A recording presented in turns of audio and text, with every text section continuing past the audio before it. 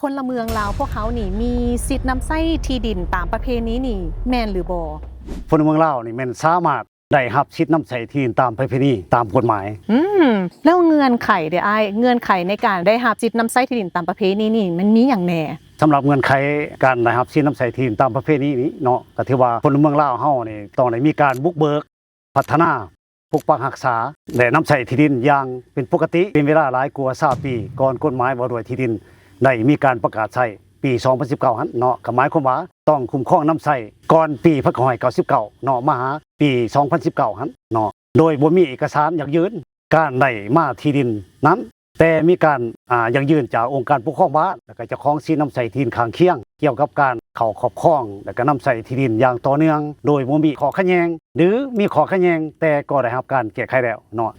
เป็นข้อมูลที่สำคัญหลายมีจุดหนึ่งที่อ้ายเว้าถึงว่า20ปีเนาะ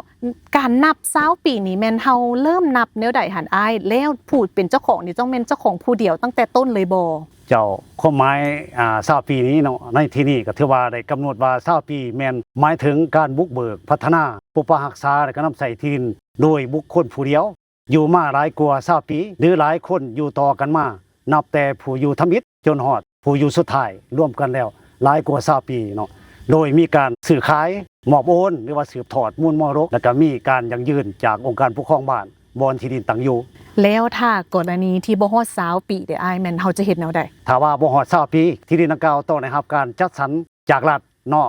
องค์การรัฐที่เกี่ยวข้องที่มีอำนาจในการจัดสรรที่ดินดังกล่าวนั้นเพื่อให้ฮู้ว่าที่ดินดังกล่าวบ่น้อยอยู่ในเขตสงวนห่วงห้ามของรัฐเนาะและท่านผู้ชมท่านผู้ฟังที่รับฟังอยู่ตอนนี้เด้มีคำถามใดเพิ่มเติมเกี่ยวกับสิทธิ์นำไส้ที่ดินสามารถคอมเมนต์มาถามพวกเขาได้